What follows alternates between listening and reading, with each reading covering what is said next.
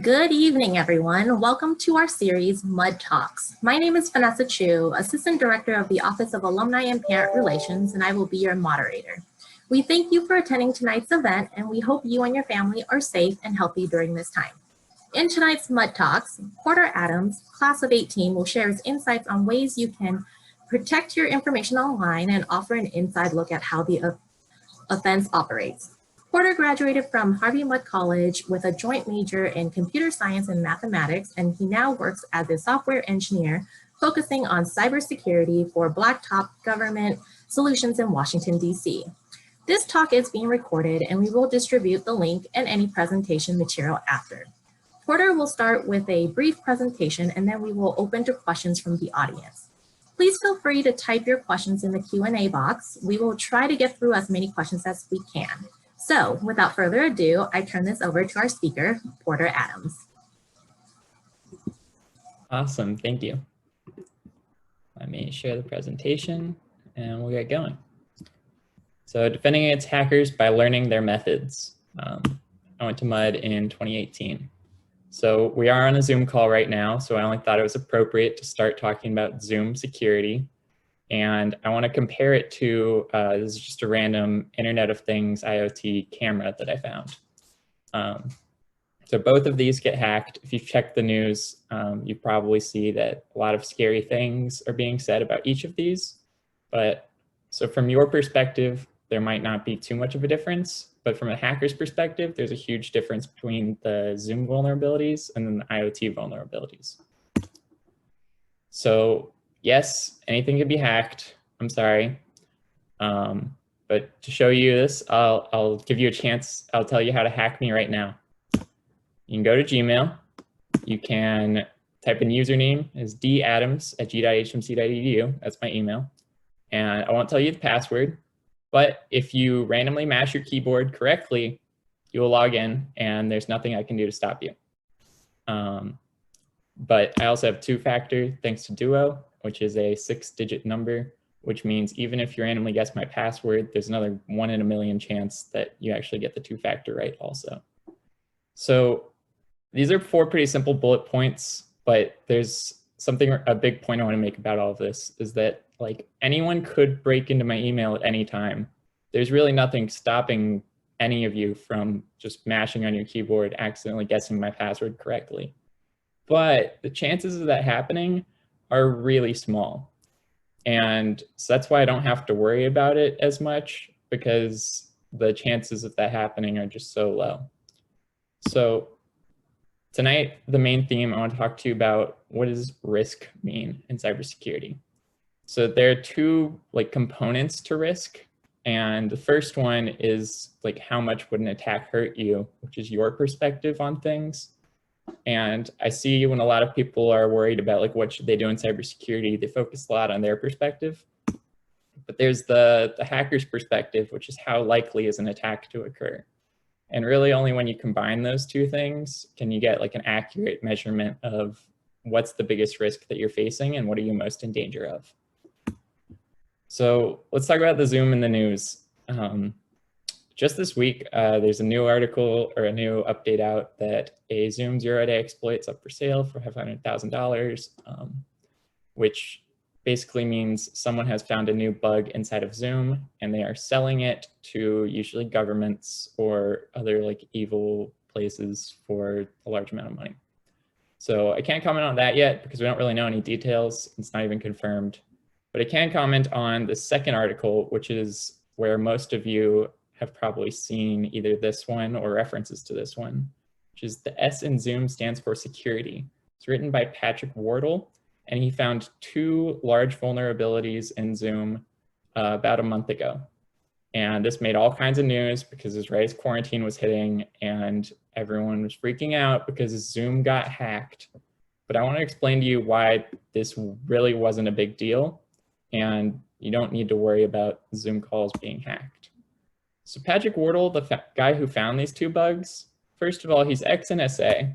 Then he spent 15 years in vulnerability research, specifically in the Mac operating system.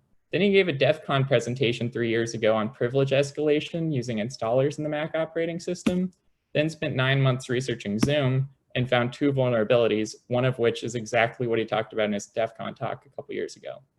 So my point in saying all this is that if Patrick Wartell is coming after you and you have like a Mac OS operating or Mac OS program and is an installer involved, like he is the leading expert in the world on this. And it's not too surprising that he was able to find 1 or 2 things wrong with this. But these are pretty complicated attacks. And because of that, like it's unlikely that more people are gonna like find other things wrong with Zoom. But I will walk you through like exactly what he did in one of these. The first one, the privilege escalation. The second one is a dynamic library attack, which basically means when Zoom's running, it asks the operating system for help. There's some like default programming libraries on your computer. And he's kind of doing like a man in the middle where he tells Zoom that this is the real library, but it's actually a fake one that he set up so that he can intercept and change things. But I'll talk about the first vulnerability, the privilege escalation installer. So for those of you who aren't aware, privilege escalation means like moving up in privileges. So from like a regular user level up to like admin level is the goal. So here's the behind the scenes of how he did this. Basically, I'm not going to walk you through all of this. My point in showing the slide is that it's complicated and unlikely for anyone else to pull off. But he, during the updates to Zoom, there's a file that's copied into user space, but then moved back into root privileges. And if he's watching carefully and can intercept the file and add some changes to it at exactly the right time before it gets moved back, then he can get from user to admin level access. But the Pentagon is still using Zoom. So I think if you're worried about using Zoom, like I don't think most people need to worry about this. If the Pentagon's still on it, like it's probably safe enough for a mud talk. But let's talk about Internet of Things, which is a different story. I picked some news articles out. Internet of Things is extremely dangerous and very easy to hack compared to what happened with Zoom. So let me tell you about Shodan. Shodan.io is the search engine for the Internet of Things. It's, as they describe it, the world's first search engine for internet-connected devices. And what this means is all you need to do to find someone's webcam or like security camera outside their house or something is visit Shodan.io. You have to create an account, but it's free. And then search for something like Webcam XP, which is a software for webcams, and then click on anything that shows up and you will find someone's webcam. So on the right picture, that's a park that I found earlier today. I don't know where this park is in the world or what the security camera is doing in a tree, but I was going to do a live demo, but since this talk's being recorded and also since it's like Harvey Mudd official, I didn't want to click on something that maybe we shouldn't see. So I just took a screenshot of a park I found earlier. But if you have any questions, I helped write a Shodan pen testing guide. You can find it if you just Google Shodan pen testing guide, and I believe it was written with Turginsec. So some of you might wonder, what about, don't these security things have passwords? And the answer is yes, but almost everybody uses the default ones. And you can quickly Google and see like the default username and password for Webcam XP is admin and then a blank password. So they don't even have like a default password. And I included the other usernames and passwords for stuff like Panasonic, Samsung, Sony. And so this is the real danger of Internet of Things cameras, is that finding them is as easy as a Google search. And then logging into them is usually as easy as typing in admin, unless you change the password. So if you have like Internet of Things devices at home, the #1 thing you should be doing is changing your password from default, because it's I mean, these steps are so easy that anyone could pull it off. Like, you don't need to be Patrick Wardle to break into an Internet of Things device.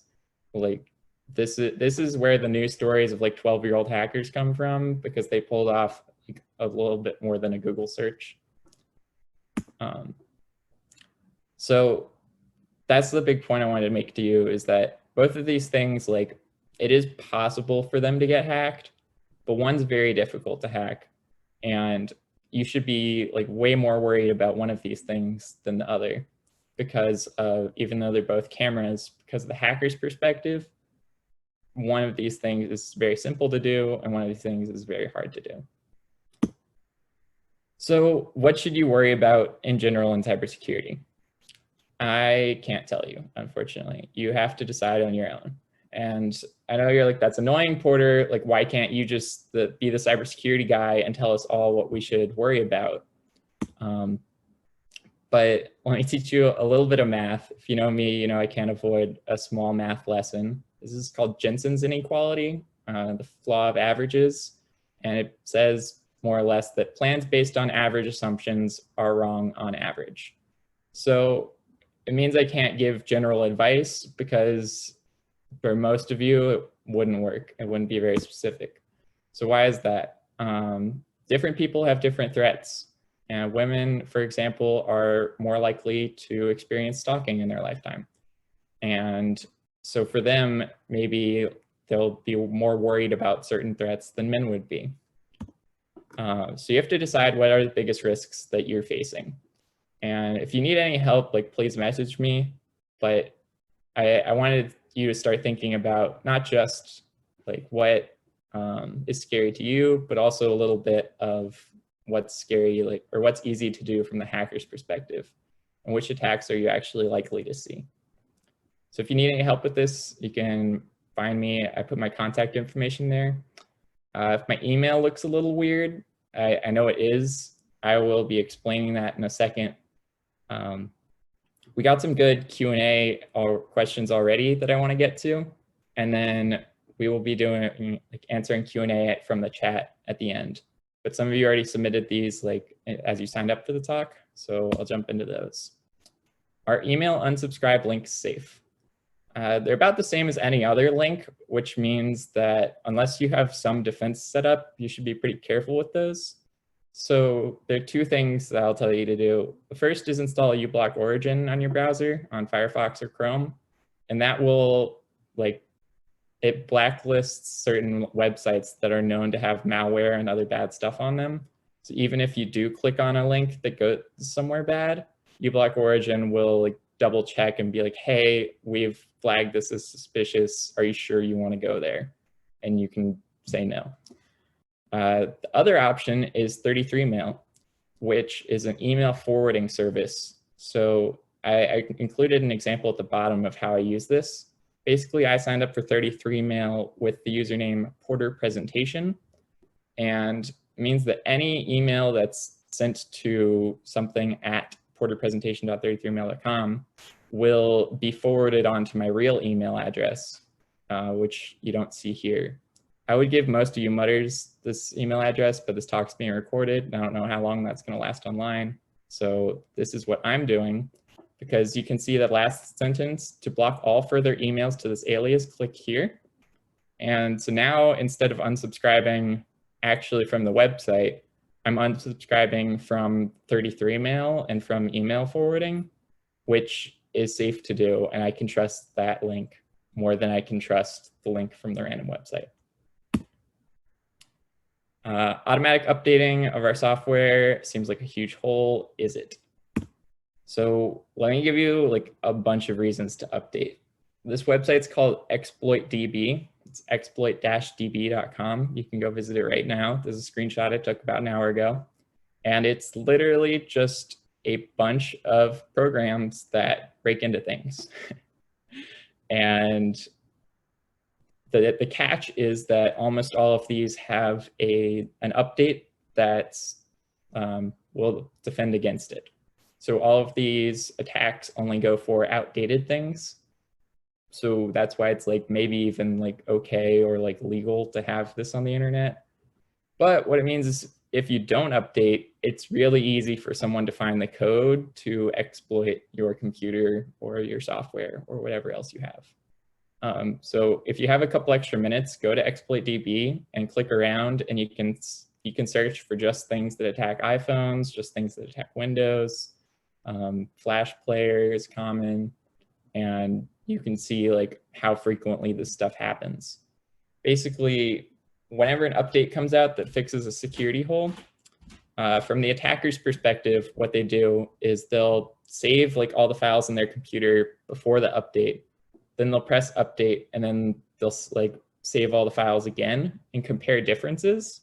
And they'll see, hey, there's a difference in the login setting. Like, what did they change during login? And so they can go find the bug from the update and then put back together an exploit that breaks the programs that haven't been updated yet. So it becomes a race against time between the hacker figuring out a hack for the old stuff and you pressing the update button. So really, the faster you can press update, the better. I'll give you one example in a couple slides of maybe why you might hold off on updating, but for the most part, you always want to do it. Oh, it's the next slide. So how secure is the cloud? I will say that the US government uses what's called the GovCloud on AWS and Azure, also Microsoft Azure is coming soon too. And we store like top secret stuff on there, like lots of very like things that need to be secure. The like top government organizations, like we all trust the cloud to hold things. So the cloud, if you are totally unfamiliar, it's not some magic floaty place. It's like just a set of computers in a warehouse somewhere. And it's just, instead of storing it on your computer, you're storing it on Amazon's or on the government's or Microsoft's or somewhere else. So the cloud is sometimes safer just because like they know what they're doing, like they're doing their best to make sure that all of their stuff is safe, and they have full-time people working on it. But the difference between the GovCloud and the rest of cloud services is GovCloud lags about a year or two behind in terms of updates. We still patch like security flaws, but we don't do like bleeding edge features and things that like just came out, because we wait a little bit longer to check and see if they're all safe and kind of do our own extra checks. So if you're at like a company setting, there might be times where you might want to wait on the updates, but if you're just on your individual laptop, you don't really have a reason, I think, to hold off. Next question was, what should our government be doing? So I just read this great book earlier this year called The 26 Words That Created the Internet. For the record, I don't know anything about law. I'm a tech person through and through, as we know from Mud. But this book was awesome because it talked about this one sentence that has had a huge impact on the internet as we know it. And I didn't actually know about this until I started reading the book. But the sentence, I'll read it. No provider or user of an interactive computer service shall be treated as the publisher or speaker of any information provided by another information content provider. Oops. So what does this mean? It means, let's use the example of Facebook right now. So this means that if I publish fake news on Facebook, Facebook does not get in trouble. So this is how our government set up the internet. This law was passed in 1996. If you ever hear the quote about like Al Gore invented the internet, he helped write this bill, which is like how he kind of makes that claim. So it's not totally ridiculous, but basically by not punishing things like Facebook for fake news, it allowed the internet to really grow, because like most of the, like if you think of all the top websites right now that are like most used, it's all user created information. It's not something that the website's just putting out. It's usually users providing most of the content. Facebook, YouTube, Twitter. And this law has allowed that since 1996, but it hasn't been updated or changed. And recently it's been back in the news again because, I mean, they made this law like before Google existed. So it maybe deserves some revisions, but the long shot is if they totally punish Facebook for like every fake news article, then, and like if these are like heavy fines, then Facebook's gonna have to start like moderating all of the content, and you can't post anything without Facebook approving it. And then that would be some pretty crazy censorship. So they don't want to go too far to the other way either, and it's hard to draw the line somewhere.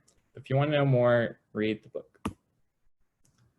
So now it's time for more questions.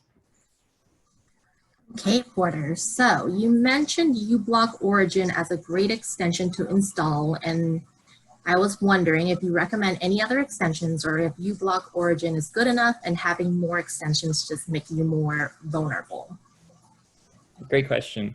So occasionally I'll add in 1 or 2 extras, but there's just the core 2 that I always have installed are uBlock Origin and then HTTPS everywhere. And what the first one does is like an ad blocker that does a little bit more and also blocks malicious websites. But HTTPS everywhere makes sure that you are always using like secure internet connections that are encrypted from end to end. And when you connect to a website, by default, just because of the way the internet was built, it was built starting with unsecure connections. So it usually does those first and then upgrades to HTTPS. By using this browser extension, you can just go straight to upgraded, like secure connections. Are password managers safe? Yes, basically password managers. This is where the risk management, risk assessment really comes in, because the balance is all my passwords are in one spot.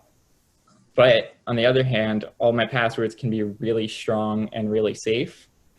And basically way more attacks are coming from bad passwords, and very few password managers are being broken into. In fact, like that basically doesn't happen. Because these password managers, they're designed with like really strong encryption, a lot of good, cool cryptography stuff, honestly. And their whole like company is dependent on the fact that they don't like let their passwords out. Like some companies, maybe they can suffer a data breach and be okay, but if a password manager got it like hacked, it would be over for them. The one I'm recommending right now, if you aren't using a password manager, is Bitwarden. It is free, open source, and easy to use. So check out Bitwarden if you aren't already using one. If you are using one, keep it. Any password manager is pretty good. Our next question, are Apple computers safer than ones based on Windows, or is that just a myth? Are Apple computers safer than Windows? That is, so it's a myth that Apple computers can't be hacked. The reason that for years so many more Windows computers were being hacked than Apple is because of the hackers' motivations. And most hackers were going after businesses, either for money reasons or political reasons. And for a long time, almost every business was on Windows. And so almost every hacker targeted Windows computers. But now we're seeing more and more Mac and Apple attacks because more and more people are using Apple and Mac. Are keystroke loggers still a concern? Yes, so let me talk a little bit about how malware kind of works and gets onto your computer. It's usually not the keylogger is just like beamed like directly as soon as you click on a link. Usually when you click on a link, the first thing that comes on is what's called like an installer piece of malware or a downloader piece of malware, where all it does is it gets on your computer, takes control of your computer, and then it will reach back out to the internet and pull off the real file, the real malware, which is where the keylogger comes in or other spyware. But keyloggers are pretty common because they will try to get your passwords, bank accounts, everything else on your screen. And just in the last week, I've helped a couple people get keyloggers off their computers. If you're worried about if there's a keylogger or other malware on your computer, go to Malwarebytes, bytes with a Y, and you can download Malwarebytes free, run a free scan, and it'll let you know if your computer's like clean or if it has anything bad on it.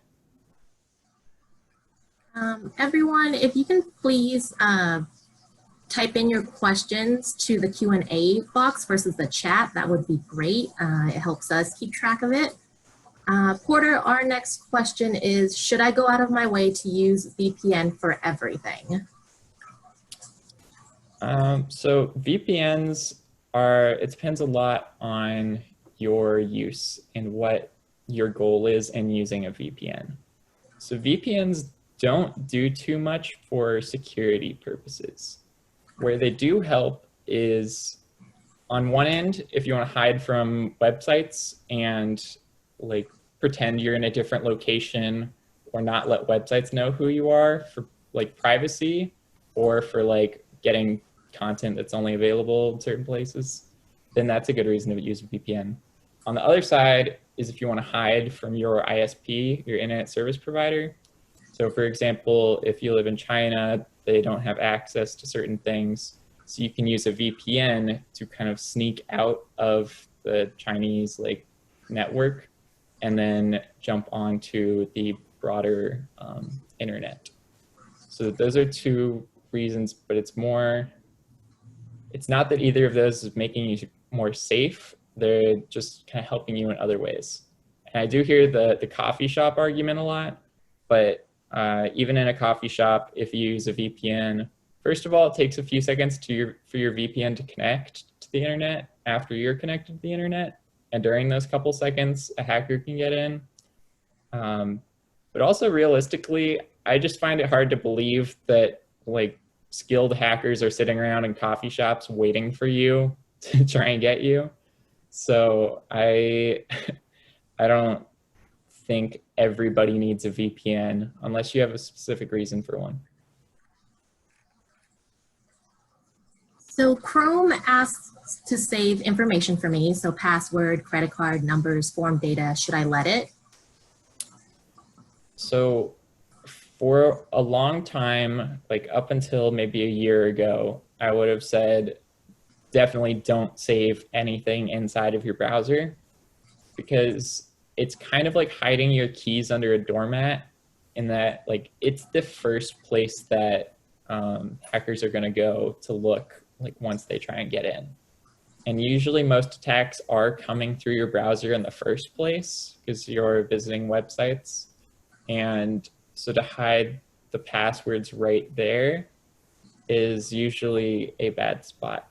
But in the last year or two, that's changed. And now I'm okay with it. And they've done a lot of work, especially Google Chrome and Mozilla Firefox, to separate those things and make it so that even if kind of part of the browser is compromised, they can't get to all of the saved information. So I still think like a dedicated password manager is just kind of a better solution. But if you want to keep saving stuff in the browser, it's not too bad. So I recently installed Unified Dream Machine as my home router and firewall. It also includes a domain name server. Does this give me real protection? Yes, so that's fantastic. Home firewalls, that's like my big rant right now, is that a lot of routers don't have like anything more than a basic firewall, or if any firewall. And firewalls have been like industry standard in companies for decades. But for some reason, home routers are basically just forwarding boxes, and they'll let everything in and let everything out. But the thing you really want is you don't want any inbound connections unless you're running like a Minecraft server or something else, because there's really no reason why someone from the internet would need to start talking to you. If you go to a website and they call and they reply, that's fine. But inbound connections are particularly dangerous. So that's great that you have a new router that has firewalls, VPN, and then the DNS is important too, because where a lot of VPNs go wrong is if you're trying to hide from your ISP. VPNs only do like the network level. This is gonna get a little technical, but below the actual talking to each website, you need to figure out like which website are you gonna talk to.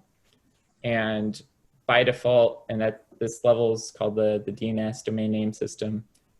By default, your DNS provider is your ISP.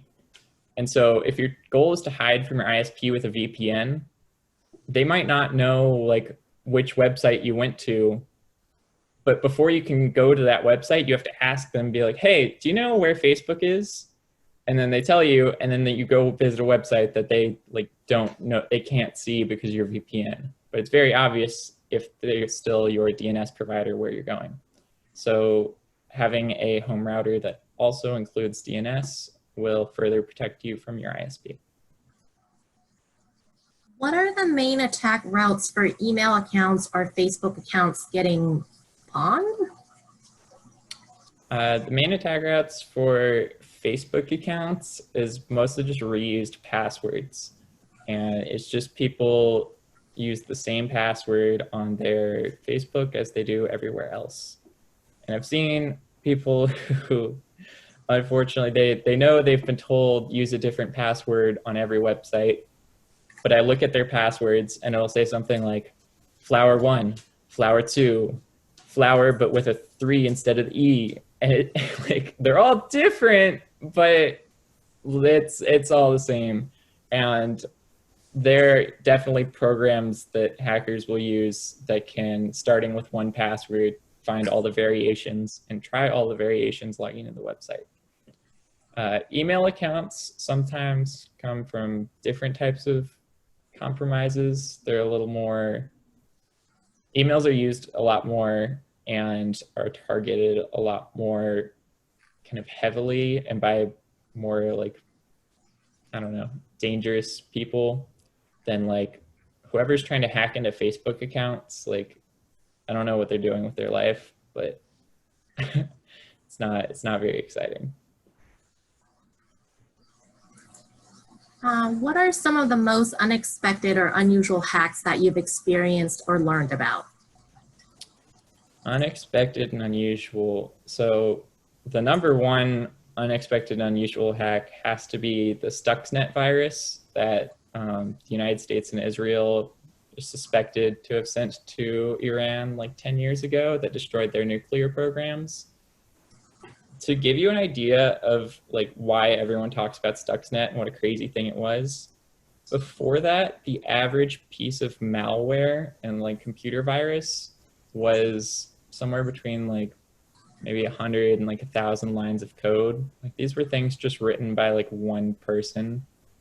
And Stuxnet was, I believe, like closer to 100,000 lines of code, which if you just think about how long that would take to program and to have like elite level programmers, because this is like malware we're talking about with a very specific purpose, to go to computers, check if it's running this like uranium enrichment program, and if it is, break into the program and then spin the machines until they explode.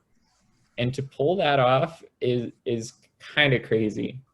And it totally changed the name of the game for these like nation state level attacks and took it to another level. So that's definitely, when I look at like malware, like crazy stuff, like there's a reason that's like the number one thing in history. How do I know if malware or spyware is on my computer? And then are there tools for detecting malware on iPhones? So on your computer, I use Malwarebytes. Bytes is spelled with a Y, and you can do the free download. I've never paid for Malwarebytes, and just click a scan. It'll take 1 to 3 minutes, and it'll let you know if there's anything on your computer. For your phone, there is not a good scanner for those. Really, all you can do is check through your apps and make sure that you only have apps installed that you think should be installed. So what sometimes happens is hackers or someone will put on, it's like, they call it like parent-child like protection apps, but it's just spyware. It's allegedly so that like parents can monitor their children, and I'm sure some parents are using it for that purpose, but it's mostly used by hackers to monitor people that they are tracking. Are laptop webcams vulnerable to the same concerns as standalone IoT devices? So laptop webcams are way more protected, basically just because they're like years of battle testing on laptop webcams.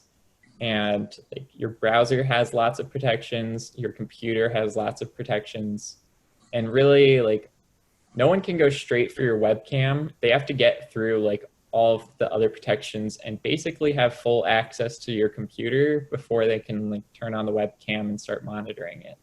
So usually the webcam is one of the last things to go down on a laptop. What are your thoughts on security questions? I've heard some say have a password-like answer unrelated to the questions, as some answers to security questions are easily investigated.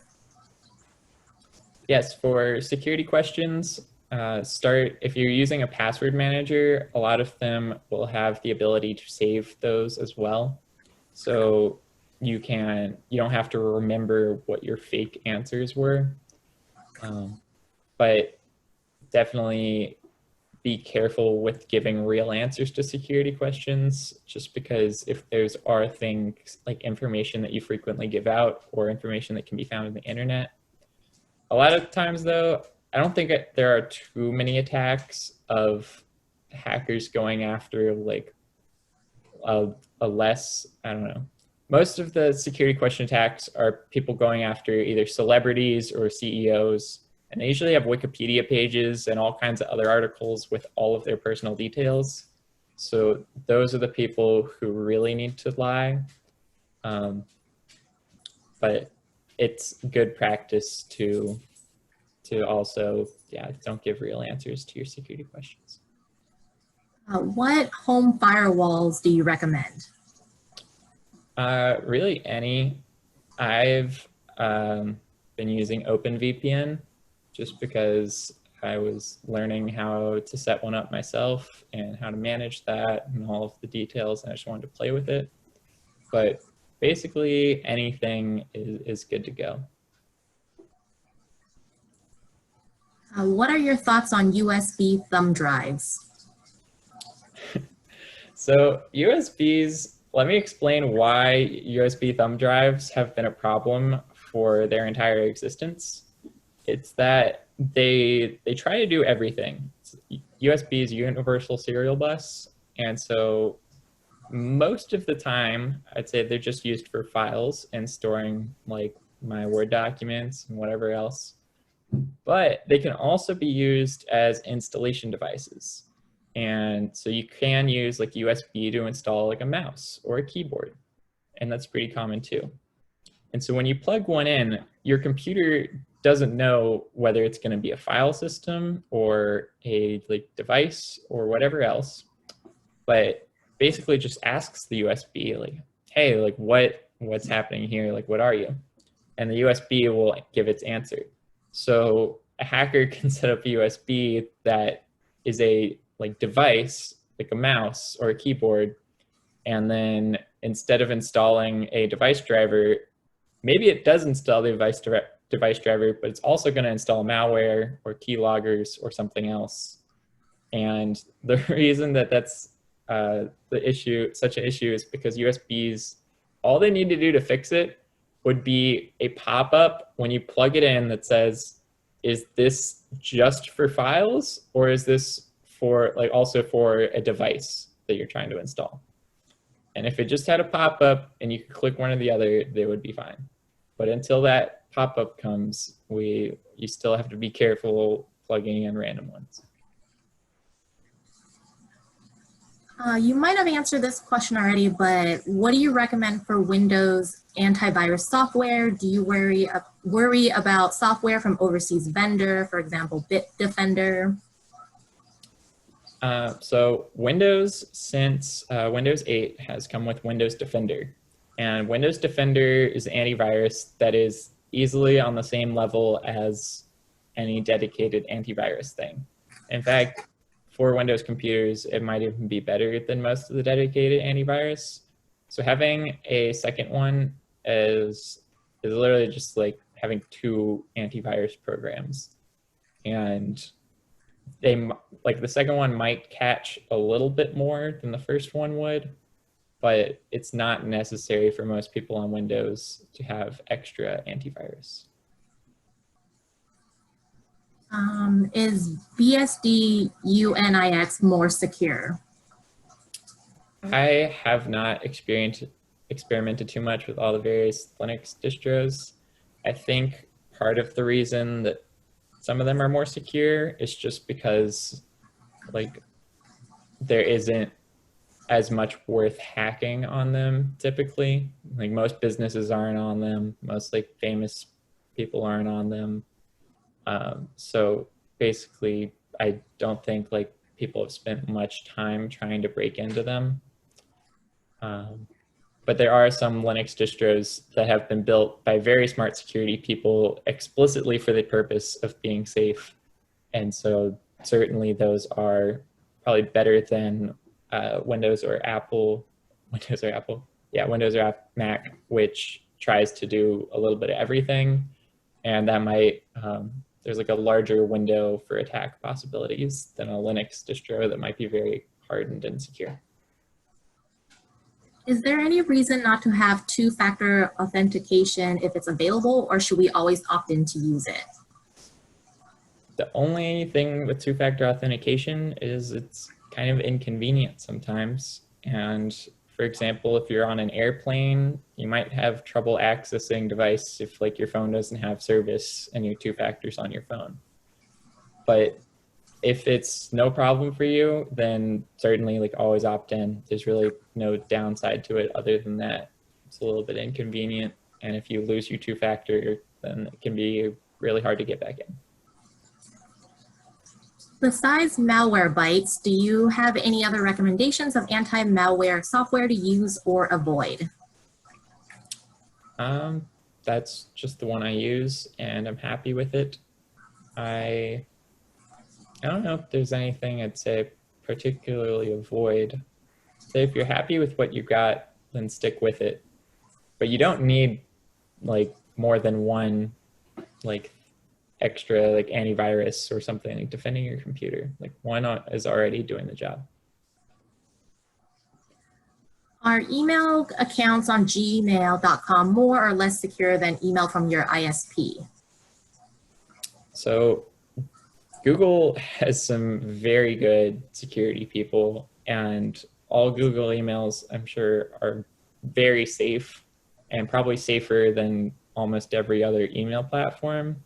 But in terms of privacy, like Google reads all of your emails. That's like something they've admitted to, and they use that to better target you with ads and just kind of profile you. So if you want more privacy, then maybe pick a non-Gmail, but you don't need to worry too much about your Gmail being hacked. Many of the IoT security flaws seem to be a result of a system that rewards the first company to make a product that gets to market. What approaches do you think will be most effective in reducing the occurrence of IoT vulnerabilities and exploits in practice? That's a hard question. So that obviously I don't know all the economic side as much, but first to market usually does well. And for all these companies that are kind of building their own devices from scratch, it's not that they're going to try and like shortcut security, I don't think. I just believe in people a little bit more than that. But like there's a reason it's taken like years and decades for everyone else to get it right. And security is something that does take time. A good example is the, what was the app that they made for the DNC? I forgot their election thing. But basically making secure things takes extra time. And that's why, for instance, the government on GovCloud stays like a year or two behind the bleeding edge, is that if you buy one of those like bleeding edge IoT devices, they might not have had the time to build all the security and get all the features down. So maybe wait like a year or two or buy from like the biggest brands. That's my advice. What does clicking on sketchy ads do to your computer? Clicking on sketchy ads. So usually it will try and download something. And a lot of the times, sometimes it's literally just the picture. And even by like opening a website that has a sketchy ad on it, if it's already downloaded the picture for that ad, a lot of times these pictures are through some cool computer science wizardry, technically like a picture file, but also like some sort of other file. It could be an executable, but it's usually like some other file type that's not as like detectable. And that's where it'll put the downloader on your computer. And so that first ad that's malicious, or that first like bad link you go to, just puts the downloader, and then the downloader reaches out to the internet, goes to the hacker's website, and that puts the really malicious stuff on there. And so the downloaders are hard to stop because it's pretty common for your computer to reach out to the internet and download something. And that by itself isn't necessarily malicious. And so that's why it's a little harder to catch those types of things, because it mostly looks normal until you have malware on your computer. Any thoughts on the security of thumbprint access for phone apps, for example, banking information? Yes, I'm totally good with thumbprint, fingerprint security on phone apps. In fact, sometimes it's better than typing it in, because if you're in public, so for example, certain politicians, celebrities who are being filmed all the time, they can't type in their phone passwords because cameras would catch that. So it's better for them to use fingerprint authentication. The only thing I won't do is facial recognition, because there are just so many bugs with it. I've seen like ridiculous examples of two people who like both look alike, but they don't look alike at all. So I'm all good with fingerprint, thumbprint, but don't use facial recognition, please. So our next question follow-ups with banks. How secure are bank accounts? We read about hackers absconding with money from banks. How is this done? That's funny. I was on a podcast about a week ago. The episode's not out yet, but I was talking about how North Korean hackers pulled off the biggest bank robbery of all time against the Bank of Bangladesh. So there's a bank software, I think it's called Swift, that most of the world, like governments and banks, use to send money back and forth between each other. And what they think was North Korean hackers coerced someone in Bangladesh who was working at the bank to give them their like login credentials or help with the attack. And then once they were logged into the Swift system, they just started wiring money all over the world and then trying to money launder it. But in general, like our bank accounts are pretty safe. So where it's going to go wrong is if there's spyware on your computer and they're just watching everything you click or type or that's on your screen. That's when they will like get your bank account password. So it's never like the step between you and the bank exactly. Like the bank is handling everything great.